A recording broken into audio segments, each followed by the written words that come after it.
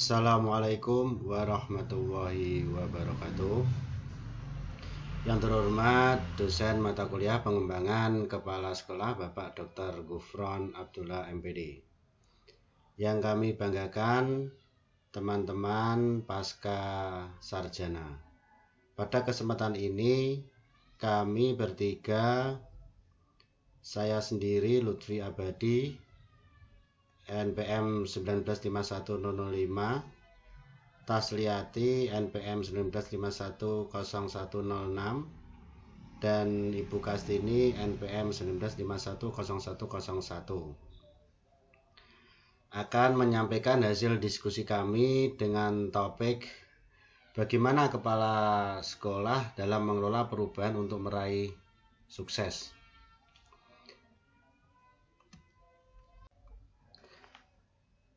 Kita awali pada pendahuluan latar belakang perubahan yang terjadi pada lingkungan sekolah seperti perkembangan masyarakat, budaya, teknologi dan informasi, ekonomi, serta politik atau kebijakan pemerintah telah mendesak setiap sekolah untuk melakukan perubahan agar sekolahnya itu mampu eksis dan menjadi lebih unggul.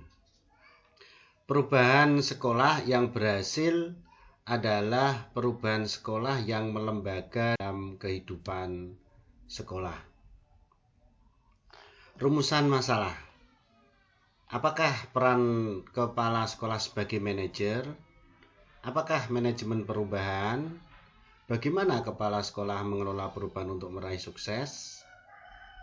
Dan untuk tujuannya adalah untuk mengetahui apakah peran kepala sekolah sebagai manajer, untuk mengetahui apakah definisi perubahan, untuk mengetahui bagaimana kepala sekolah mengelola perubahan untuk meraih sukses. Untuk pembahasannya, yang pertama, peran kepala sekolah sebagai manajer. Kepala sekolah sebagai manajer. Pengertian kepala sekolah sebagai manajer diambil dari dua kata, yaitu kata manajer dan kepala sekolah. Orang yang memimpin dalam organisasi disebut manajer. Menurut Kamus Besar Bahasa Indonesia Daring 2020, manajer adalah orang yang memiliki kewenangan dan tanggung jawab untuk membuat rencana, mengatur, memimpin, dan mengendalikan pelaksanaannya untuk mencapai sasaran tertentu. Dengan demikian, bisa dikatakan manajer adalah orang yang melakukan manajemen. Untuk tugas pokok dan fungsi seorang manajer dapat kita rumuskan atau sudah terumus dalam POAK atau Planning, Organizing, Actuating, dan Controlling, yang lebih berkaitan dengan organisasi atau lembaga dan bersifat administratif. Itu menurut Ancok dan Randani dalam Sugeng dan Abdullah 2020.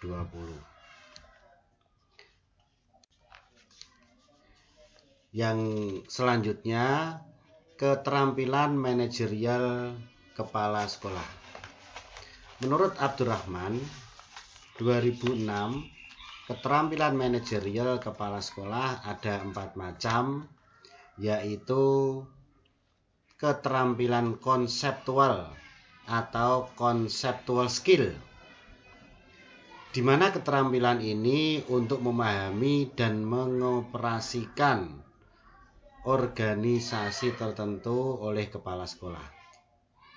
Yang kedua, keterampilan manusiawi atau human skill, ialah keterampilan untuk bekerja sama, memotivasi, dan memimpin. Kemampuan seorang kepala sekolah dalam human skill-nya. Yang ketiga, teknik atau technical skill, ialah keterampilan yang mana menggunakan pengetahuan, metode, teknik tertentu, dan perlengkapan untuk menyelesaikan tugas-tugas kepala sekolah atau manajer. Yang keempat, keterampilan desain atau design skill ialah kemampuan seorang kepala sekolah untuk memecahkan masalah yang dihadapinya untuk mencari solusi atau dalam rangka mencari solusinya. Yang kedua adalah manajemen perubahan. Manajemen perubahan, Wikipedia 2012 di sini menyatakan change management is an approach to shifting, transitioning individuals, teams, and organization from a current state to desired future states. Yaitu manajemen perubahan adalah suatu pendekatan untuk merubah individu, tim, dan organisasi dari keadaan sekarang menuju keadaan masa depan yang lebih baik. Sedangkan sesuai di dalam English Collins atau English Collins Dictionary menyatakan change management is a systematic approach to dealing with change, both from the perspective of an organization and on the individual levels. Manajemen perubahan adalah pendekatan yang sistematis yang berkenaan dengan perubahan baik dari perspektif individu maupun organisasi. Yang ketiga, kepala sekolah mengelola perubahan untuk meraih sukses. Terdapat berbagai faktor Bapak Ibu yang menyebabkan keengganan oleh individu tertentu atau sekolah untuk bisa berubah. Di sini Lonenberg dan Ornstein 2006 mengatakan bahwa perubahan sekolah itu lazim mengalami penolakan. Biasanya itu ada penolakan dari beberapa individu karena faktor-faktor diantaranya adalah karena adanya perubahan dan mereka merasakan akan mengancam terpenuhinya kebutuhan pada diri individu itu. Yang kedua, perubahan itu menuntut cara kerja atau metode kerja, standar kerja, kelompok kerja yang baru, sehingga mereka merasa keberatan untuk adanya perubahan. Yang selanjutnya, perubahan yang diciptakan akan mengurangi kekuasaan oleh individu itu. Yang selanjutnya, perubahan akan menyebabkan keusangan atau ketidakterpakaian individu tertentu. Merasa tidak akan terpakai lagi, maka mereka akan melakukan penolakan. Dan perubahan akan menyebabkan perubahan posisi kewenangan individu tertentu sehingga mereka akan menolak juga. Masuk ke dalam kajian kritis. Kajian kritis di sini menurut Liebermans dan Millers 1981 di sini mencatat bahwa kepala sekolah sangat menentukan upaya mewujudkan perubahan-perubahan di sekolah. Menurut Reinhard Arendt, Kurt Lovels, dan Wiens 1980 mengatakan bahwa di setiap tahap proses perubahan, kontribusi kepala sekolah sangat penting untuk keberhasilan program sekolah secara menyeluruh. Kalimat perubahan atau kontribusi kepala sekolah sangat penting di sini akan kita lanjutkan pembahasannya pada slide selanjutnya. Nah, peran penting kepala sekolah dalam upaya menyukseskan perubahan sekolah sebagai berikut. Yang pertama, kepala sekolah sebagai katalisator. Kepala sekolah bertugas meyakinkan warga sekolah agar urgensi kebutuhan perubahan sekolah guna meningkatkan mutu pendidikan. Untuk ini, Bapak Ibu, kepala sekolah perlu mengkomunikasikan kemungkinan-kemungkinan yang akan bahkan yang telah terjadi di sekolah jika perubahan tidak dilakukan ataupun jika perubahan akan dilakukan, atau menyampaikan peluang-peluang potensial untuk dimanfaatkan guna memajukan sekolah. Yang kedua, kepala sekolah sebagai kreator. Kepala sekolah sebagai kreator di sini bertugas mengembangkan dan menetapkan visi sekolah dan strategi untuk mencapainya. Penetapan visi dan strategi ini dapat dilakukan melalui proses diskusi yang melibatkan mungkin adalah tim pengembang sekolah atau SPMI ataupun dari warga sekolah atau perwakilan sekolah, bahkan dari komite sekolah jika dipertimbangkan memungkinkan.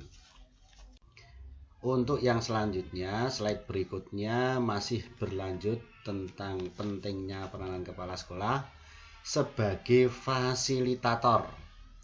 Sebagai fasilitator, kepala sekolah bertugas memberikan dukungan terhadap ide-ide atau inisiasi perubahan yang selaras dengan visi perubahan yang telah ditetapkan.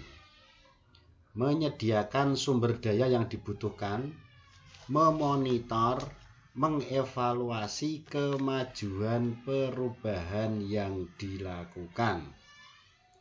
Dan yang keempat atau yang terakhir, kepala sekolah sebagai stabilisator.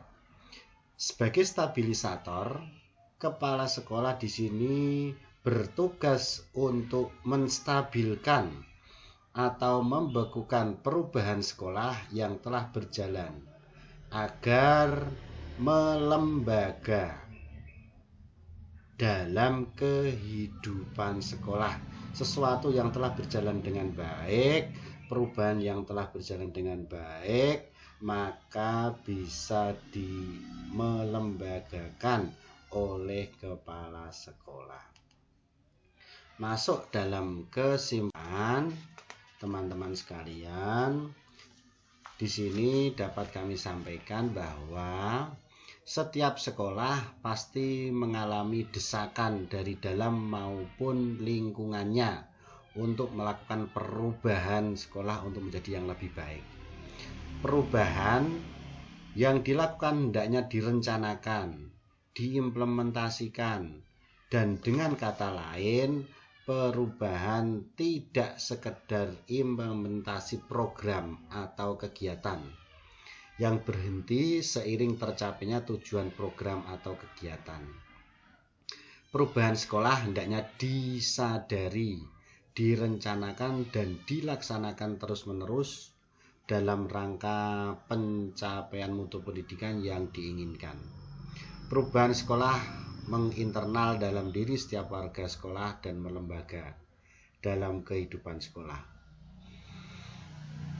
Dalam konteks ini, Bapak Ibu sekalian, peran kepala sekolah sebagai katalisator, kreator, fasilitator, dan stabilisator untuk perubahan sekolah itu sangat penting dan sangat dibutuhkan.